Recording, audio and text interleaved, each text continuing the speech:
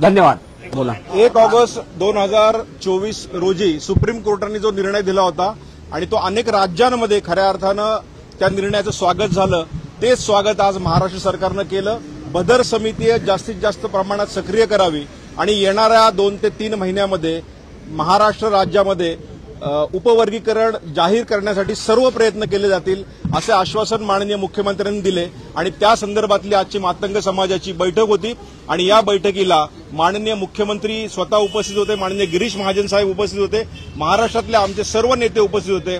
पण आज सगळ्यात मोठा निर्णय माननीय मुख्यमंत्री साहेबांनी दिलेला आहे, म्हणजे राज्यात येणाऱ्या काळामध्ये लवकरात लवकर उपवर्गीकरण जाहीर करू असं आश्वासन त्यांनी दिलंय. त्याबद्दल आम्ही संपूर्ण मातंग समाज आणि अनुसूचित जातीच्या वतीनं माननीय मुख्यमंत्री साहेब आणि सरकारचं हार्दिक हार्दिक अभिनंदन करतो. आज राज्याचे लोक.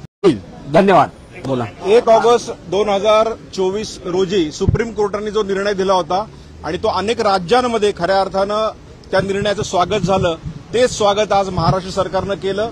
बदर समिती जास्तीत जास्त प्रमाणात सक्रिय करावी आणि येणाऱ्या 2 ते 3 महिन्यामध्ये महाराष्ट्र राज्यामध्ये उपवर्गीकरण जाहीर करण्यासाठी सर्व प्रयत्न केले जातील असे आश्वासन माननीय मुख्यमंत्र्यांनी दिले. आणि त्या संदर्भातली आजची मातंग समाजाची बैठक होती आणि या बैठकीला माननीय मुख्यमंत्री स्वतः उपस्थित होते, माननीय गिरीश महाजन साहेब उपस्थित होते, महाराष्ट्रातले आमचे सर्व नेते उपस्थित होते.